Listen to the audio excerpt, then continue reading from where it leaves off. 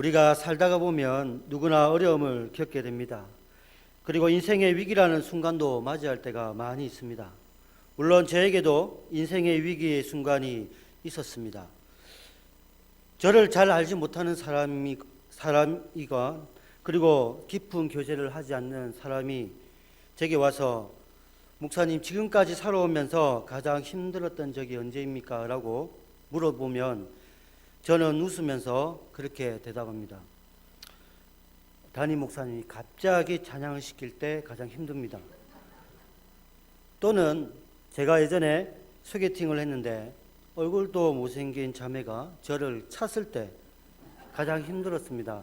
라고 대답을 합니다. 사실 이것이 가장 힘든 건 아닙니다.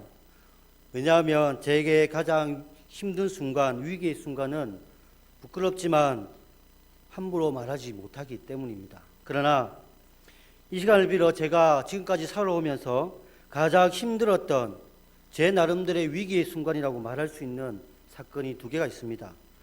그 첫 번째는 제가 하나님의 인도하심을 거부하고 제 이익을 쫓아 마음대로 진로를 선택한 적이 있었습니다. 그것이 첫 번째이고, 두 번째는 제가 하나님의 부르심을 받아 열심히 공부를 하는데 그 사역의 길이 막혀 있을 때, 그리고 그 사역이 막혀 있으며 다시 돌아가지 못하는 그 순간을 맞이했을 때 가장 힘들었습니다. 그때만 생각하면 지금도 답답하고 그리고 하나님께 감사하는 마음이 듭니다. 그 시절을 돌아가면 눈만 감으면 눈물이 흐릅니다. 잠을 자려고 해도 잠이 오지 않습니다. 제가 좋아하는 밥을 먹으려고 해도 밥맛이 없습니다. 몇 개월 동안 그렇게 기도하고 아파하고 제 자신과 싸우면서 많은 것들을 배웠습니다.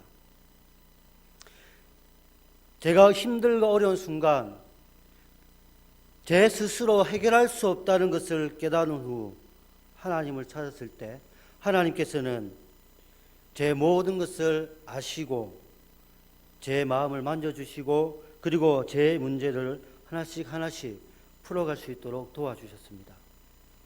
우리가 인생의 위기의 순간을 맞이했을 때 우리는 압니다. 우리 스스로가 그 문제들을 해결할 수 없다는 것을. 그때야 우리는 하나님을 찾고 하나님께 간절히 부르짖습니다. 그런데 감사하게도 하나님은 그때를 기다렸습니다. 우리가 기도하고 우리가 하나님을 찾는 그 순간 하나님의 도움의 손길들이 하나씩 하나씩 우리의 삶을 만져주신다는 것을 그때야 배울 수가 있다는 것입니다. 그래서 저는 한 번씩 고백하기를 주 예수를 믿으라 그리하면 너와 내 집이 구원을 얻을 것이다.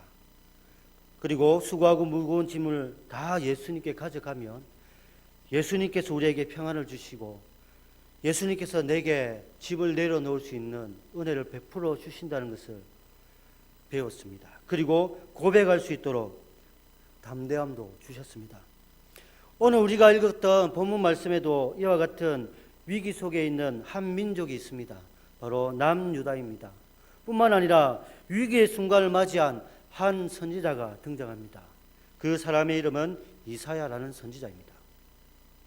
문제는 이 이사야라는 선지자 역시 하나님 앞에 섰을 때 자신의 죄조차도 해결할 수 없는 사람이라는 것입니다. 자신의 죄조차도 해결할 수 없을 뿐만 아니라 민족의 위기 속에도 아무것도 할 수 없다는 것을 이 선지자는 알고 있었습니다. 그런데 놀라운 것은 그 위기의 순간 하나님은 절망과 소망 없는 그 상황 속에서 은혜를 베풀어 주신다는 사실입니다. 오늘 우리가 읽던 본문의 배경을 잠시 살펴보면 우시야 왕이 죽었던 해에 이사야라는 젊은 선지자는 환상을 보게 됩니다. 하지만 그 속에서 하나님께 영광을 돌리기는커녕 자신의 죄와 민족의 죄 앞에 아무것도 할 수 없고 하나님의 심판 앞에 섰다는 것을 깨닫고 깊이 한탄하는 모습을 찾을 수가 있습니다. 많은 사람들이 이사야 6장을 보면 이사야 선지자의 부르심이라고 생각합니다. 저 역시 그렇게 보아왔습니다. 그런데 오늘 저는 이사야 선지자의 부르심보다는 그 뒷부분에 나오는 하나님의 심판 가운데 임하시는 하나님의 은혜에 대해서 잠시 살펴보고자 합니다. 이사야 선지자는 오늘 우리가 읽었던 본문 말씀처럼 하나님의 부르심을 받습니다. 그런데 선지자로서의 부르심이 아니라 하나님 앞에서 선지자로서의 회복을 의미하고 있습니다. 역대야 26장 16절을 살펴보면 우시야 왕이 죽기 이전부터 이사야는 선지자 사명을 가지고 활동을 하고 있었습니다. 우리가 잘 알고 있는 것처럼 우시야 왕은 52년 동안 남유대를 통치했습니다. 정치적으로 보면 그리고 외교적으로 보면 아주 훌륭하고 탁월한 왕이었습니다. 남유다를 강대국으로 만들었습니다. 그런데 그는 하나님 앞에 교만한 행동을 하고야 맙니다. 제사장이 성전에서 향단 앞에 분향을 해야 되는데 왕이 직접 분향을 하려고 했습니다. 하나님 앞에 교만하여 범죄를 하고 있습니다. 이때 하나님께서는 이 우시야 왕에게 나병이라는 생각지도 못한 병을 통해 징계를 내리십니다. 죽기까지 계속해서 이 우시야에게 나병을 앓게 합니다. 그리고 우시야 왕의 행적을 이사야라는 선지자가 계속해서 기록하고 있습니다. 그래서인지 이사야는 하나님 앞에 죄를 지으면 어떻게 되는지 잘 알고 있습니다. 자신이 섬기는 왕을 통해서 알 수 있었고 율법을 통해서도 잘 알고 있습니다. 그런데 우시야 왕이 죽었던 해에 성전에서 하나님에 대한 환상을 보게 됩니다. 스랍들이 하나님께 영광을 돌리는데 그 앞에 서 있던 자기 자신은 하나님 앞에 죄인이라는 것을 발견합니다. 그리고 한탄합니다. 장차 자신의 민족 앞에 심판이 있을 것인데 자기도 하나님의 심판의 대상임을 깨닫게 되는 것입니다. 오늘 우리가 읽었던 본문 5절 말씀이 그것을 잘 대변하고 있습니다. 그런데 놀라운 것은 하나님께서는 심판에서 그치는 것이 아니라 심판 뒤에 있을 하나님의 은혜에 대해서도 선포하고 계십니다. 그래서 저는 오늘 하나님의 말씀을 통해 심판 가운데 임하시는 하나님의 은혜에 대해서 짧게 말씀을 나누고자 합니다. 특별히 오늘 세 가지의 교훈을 찾고 함께 기도하는 시간을 가지려고 합니다. 첫 번째, 우리가 찾을 수 있는 하나님의 우리에게 주시는 교훈은 하나님 우리에게 회개라는 은혜의 통로를 주셨다는 것입니다. 이사야는 본문 1절에서 환상 가운데 한 보좌 위에 앉으신 하나님과 그의 영광을 봅니다. 앞에서 말씀드린 것처럼 그는 하나님께 영광 올리고 감사하는 것이 아니라 자신의 삶을 보며 한탄합니다. 5절을 보면 이사야는 나는 입술이 부정한 사람이요 라고 말을 합니다. 우시야 왕이 살아있을 때에 그는 선지자로서 활동을 했지만 하나님 앞에서 선지자로서의 자격 없음과 감히 하나님 앞에 나아갈 수 없다는 자신의 죄악을 깨닫는 것입니다. 자신도 심판대에 섰음을 알게 된 것입니다. 그래서 그는 망하게 되었다라고 고백을 합니다. 원문의 문법적인 의미를 살려서 망하게 되었다라고를 다시 번역하면 이미 망했다, 이미 완전히 파괴되었다라고 번역할 수 있습니다. 이 말은 온 이스라엘 백성들이 이미 하나님의 심판이 확정되어 있고 이제는 하나님의 심판대 앞에 서 있는 것만 남았다는 사실입니다. 이미 하나님은 남유다를 심판하기로 결정하셨다는 것입니다. 기다리는 것은 매맞고 심판대에 서서 하나님의 징계를 기다리는 것밖에 없습니다. 그런데 6절에서 하나님께서는 스랍들을 통해 보라, 이것이 내 입에 닿았으니 내 악이 제하여졌고 내 죄가 사하여졌느니라 라고 죄사함을 선언하십니다. 이 숫은 제물을 태운 것으로 희생제사에 의한 죄사함의 효력을 발행했습니다. 그래서 이사야 선지자는 하나님의 은혜 가운데 하나님의 죄사함을 경험하게 됩니다. 뿐만 아니라 다시 한번 하나님의 선지자로서의 부르심에 응답할 수가 있었습니다. 이사야 선지자는 자신의 죄악된 모습을 발견하고 하나님 앞에 회개하는 모습, 한탄한 모습을 통해 죄 사함을 얻게 됩니다. 이것이 하나님의 백성, 하나님의 자녀인 우리에게 하나님께서 우리에게 주시는 하나님의 은혜임을 기억하시기 바랍니다. 사실 회개라는 것은 다른 사람들이 보기에는 부끄러운 모습일 수도 있습니다. 그러나 회개는 하나님이 우리에게 주신 아주 특별한 은혜의 통로입니다.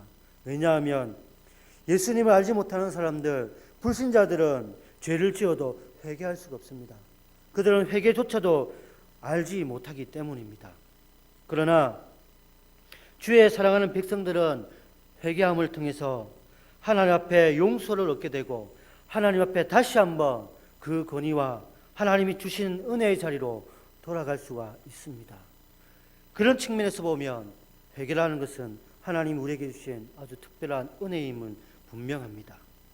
요한일서 1장 9절을 보면 만일 우리가 우리 죄를 자백하면 그는 미쁘시고 의로우사 우리 죄를 사하시며 우리를 모든 불의에서 깨끗하게 하실 것이요. 데살로니가 후서 3장 3절을 보면 주는 미쁘사 너희를 굳건하게 하시고 악한 자에게서 지키시리라. 하나님이 바라는 것은 상한 심령입니다. 하나님이 우리에게 바라는 것은 교만하고 하나님 앞에 거짓되는 행동이 아니라 하나님 앞에 정직하게 회개하고 하나님 앞에 정직하게 나아가는 그 모습입니다. 그럴 때에 다윗을 용서하신 것처럼, 그럴 때에 이사야를 다시 한번 선지자로 불러주신 것처럼 우리에게 하나님의 긍휼이 임하게 될 것입니다. 하나님의 부르심을 받은 우리들은, 그리고 하나님의 택감을 받은 주의 교회는 바로 이러한 하나님의 은혜 속에 날마다 하나님과 동행할 수가 있습니다. 그리고 이 하나님의 은혜 가운데 우리는 하나님의 보호하심을 얻게 되고 죄악으로부터 지켜질 수가 있다는 사실입니다. 사랑하는 성도 여러분, 은혜가 임하면 임할수록 우리 자신은 죄에 대해서 민감해질 수밖에 없습니다. 우리가 성령이 충만하면 충만할수록 우리는 회개할 수밖에 없다는 사실입니다. 회개를 많이 하고 회개를 자주 한다 해가지고 나쁜 건 아닙니다. 하나님이 원하시는 것은 매일매일 우리가 주의 십자가 앞에 주의 음성을 통해 우리 자신을 점검하고 하나님 앞에 나아간다는 그 사실이 하나님 앞에 중요합니다. 바로 없기는 우리가 하나님 앞에 섰을 때라도 정직한 심령, 하나님 앞에 회개하는 심령이 되기를 간절히 소원합니다. 두 번째로 하나님의 심판 속에는 하나님의 은혜가 있습니다. 이스라엘 민족의 임박한 심판 앞에서 이사야는 하나님의 은혜를 입었을 뿐만 아니라 선지자로서의 회복을 경험하게 됩니다. 그리고 이사야는 하나님의 선지자로서 특별한 사명을 부여받습니다. 예전에 활동했던 그런 사명과는 다릅니다. 하나님의 입을 대신하여 장차 임할 하나님의 심판을 선포하게 되고 뿐만 아니라 하나님의 구원도 선포하는 선지자가 되는 것입니다. 심판은 불신자들에게 있어서 저주와 절망입니다. 사망입니다. 그러나 주의 성도에게 있어서는 구원과 은혜의 시간입니다. 로마서 2장 20절을 보면 죄가 더한 곳에 은혜가 더욱 넘쳐났니라는 말씀이 있습니다. 죄가 있는 곳에 하나님의 진노 역시 있습니다. 그러나 그 속에 그 심판 안에 구원받은 백성들에 대한 하나님의 사랑이 있음을 우리는 말씀을 통해 알 수가 있습니다. 심판은 멸망만을 의미하는 것이 아닙니다. 그 멸망 뒤에 하나님께서 하나님의 나라를 세워가시는 회복의 역사가 있음을 기억하시기 바랍니다. 중요한 것은 지금 이 순간 우리는 하나님의 심판의 대상인가, 진노와 심판의 대상 앞에 우리가 놓여져 있는가, 아니면 심판 안에서 긍휼의 대상, 은혜의 대상인가라는 것을 우리는 가슴 깊이 고민해 볼 필요가 있습니다. 이 말은 무슨 말이냐면 우리가 구원의 확신을 가지고 있는지, 우리가 장차 오실 예수 그리스도를 사모하고 있는지 한번 고민해 볼 필요가 있다는 것입니다. 만약 우리가 다시 오실 주님을 두려워한다면 우리에게는 아직 믿음이 연약한 존재라는 것을 우리는 인정해야 됩니다. 그러나 우리가 하나님의 그 사랑을 사모하며 다시 오실 주님을 기대하고 사모하고 있다면 우리는 하나님 사랑 안에 거하는 거룩한 하나님의 백성임을 우리는 믿어야 합니다. 사랑하는 성도 여러분, 구원받은 백성, 하나님의 선택함을 받은 주의 성도들은 심판을 두려워하지 않습니다. 왜냐하면 하나님께서는 그들을 심판하지 않는다는 사실을 알고 있기 때문입니다. 이처럼 하나님의 백성, 구원받은 백성에게 있어서 심판은 끝이 아니라 새로운 시작을 의미합니다. 심판 뒤에는 항상 하나님의 회복이 뒤따르고 심판 뒤에는 항상 하나님의 긍휼이 있습니다. 구약 성경의 수많은 심판 가운데에 온 인류가 멸망 앞에 있더라도 하나님은 하나님의 사람들을 남겨놓으셨습니다. 노아의 방주는 우리가 너무나 잘 알고 있는 사실입니다. 노아라는 하나님의 백성이 하나님의 부르심을 받아 그 말씀대로 순종합니다. 아주 오랫동안 방주를 짓고 있습니다. 많은 사람들이 노아를 비난했을 것입니다. 터무니없는 행동을 하고 있다고. 그러나 하나님의 때에, 진노의 때에, 심판의 때에 그 노아의 방주는 진가를 발휘하게 됩니다. 하나님의 약속을 믿고 순종했던 노아와 그의 가족들, 그리고 하나님의 말씀대로 그 방주 안에 들어갔던 모든 생물들은 다 살았습니다. 그러나 그 밖에, 방주 밖에 있던 모든 사람들은 하나님의 심판을 받아 저주를 받고 사망하게 되었습니다. 지금 이 순간에도 하나님의 말씀은 살아서 역사하십니다. 믿는 우리가 하나님의 말씀을 믿고 의지하고 나간다면 이 말씀이 우리에게 소망이 될 것입니다. 이 언약의 말씀이 우리에게 희망이 될 것이라는 것입니다. 이것이 세 번째 교훈입니다. 결국 우리는 장차 오실 예수 그리스도께 소망을 두고 살아갈 수밖에 없다는 인생입니다. 본문을 보면 하나님의 심판은 아주 철저합니다. 계획적입니다. 어찌 보면 잔인할 정도입니다. 살아남은 사람들 포로로 잡혀갑니다. 그리고 10분의 1이 남는답니다. 그마저도 황폐하게 된다고 말합니다. 이 본문만 보면 우리는 절망하게 됩니다. 이 본문만 보면 우리는 좌절하게 됩니다. 이 본문 속에는 희망이라는 것이 보이지 않습니다. 소망이라는 것이 보이지 않습니다. 그러나 마지막 그 한 구절, 그루터기, 하나님의 거룩한 시가 이 땅에 있다는 것입니다.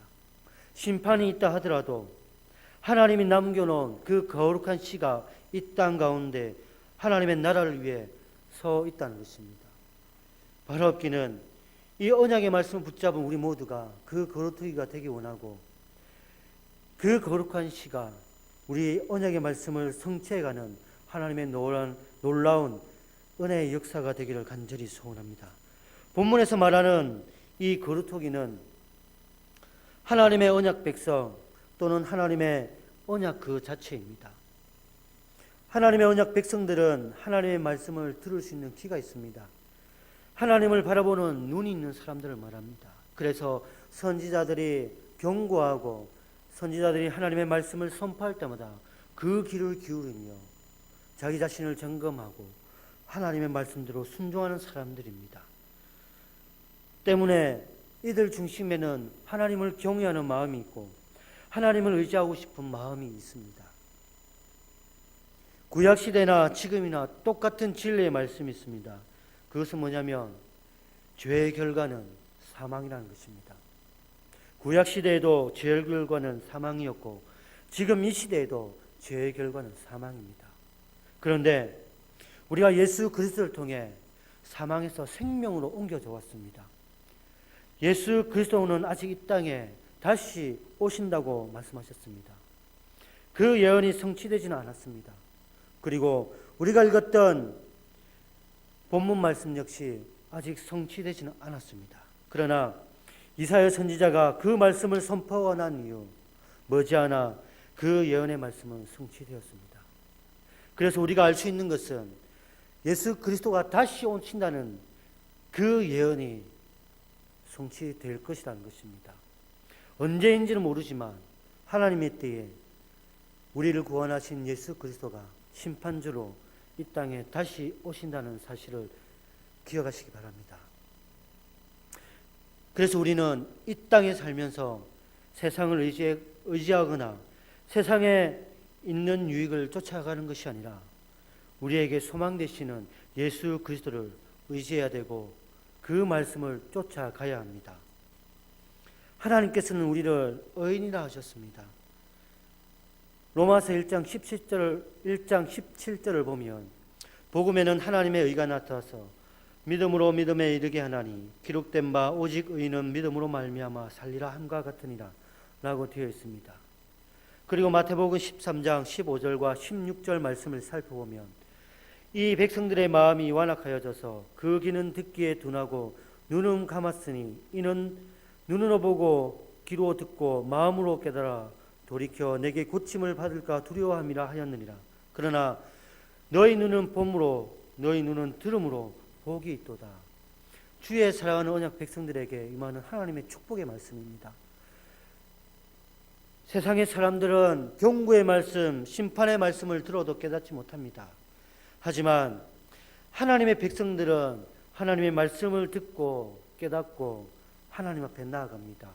그리고 하나님이 주시는 그 의의 길을 걸어갈 수가 있습니다. 그래서 우리는 하나님이 주신 믿음으로 이 세상 심판 가운데에 구원을 받을 수 있고 하나님의 거룩한 백성으로 설 수가 있습니다. 이처럼 세상 사람들은 하나님의 말씀에 관심을 가지고 있지 않습니다. 전도를 하면 그것을 잘 알 수가 있습니다. 귀찮아하고 때로는 우리를 비난하고 때로는 우리를 조롱하기까지 합니다. 그러나 전도하는 것에 대해 부끄러워할 필요는 없습니다. 장차 우리 주님이 다시 오실 때 그 모든 것들이 바뀌고 그 모든 것들이 역전이 될 수 있다는 것입니다. 비록 우리가 하나님 말씀 따라 순종하면 손해를 볼 수가 있습니다. 때로는 피해를 입고 때로는 우리의 것들을 내려놓는 아픔을 겪을 수가 있습니다. 그러나 하나님의 때에 이 모든 것들이 회복되어집니다. 우리의 수고가 헛되지 않고 우리의 눈물이 헛되지 않고 우리의 살아왔던 그 열정과 눈물이 헛되지 않고 하나님 앞에 인정을 받을 수가 있다는 것입니다. 눈앞에 있는 이익을 쫓아가지 마십시오. 그리고 내일 우리에게 있을 기대감, 내일 우리가 기대할 수 있는 많은 것들을 통해 만족해하지 마십시오. 장차 오실 예수 그리스도를 보며 하나님께 소망을 두고 묵묵히 우리에게 맡겨진 길을 걸어가는 여러분 한 사람 한 사람이 되기를 간절히 소망합니다. 내일 좋은 일이 일어날 수 있습니다. 좋은 배우자, 좋은 대학, 좋은 직장에 들어갑니다. 잠이 오지 않습니다. 생각만 하면 기쁨이 있습니다. 그러나 이 기쁨은 잠시뿐입니다. 그러나 우리 사랑하는 그 주님 다시 오실 그날을 생각하면 마음이 설레고 힘들어도 이겨나갈 수 있는 힘이 있습니다.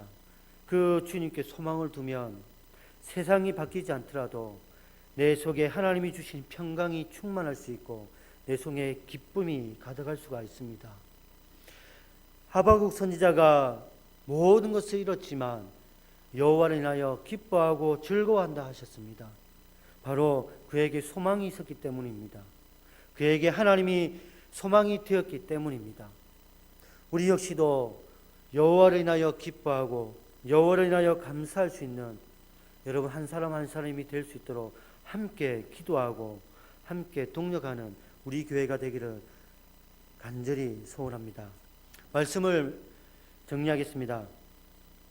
하나님은 우리에게 거룩한 백성, 성도라고 우리를 구분시켰습니다. 어찌 보면 이 말씀이 우리에게 부담감이 될 수 있습니다.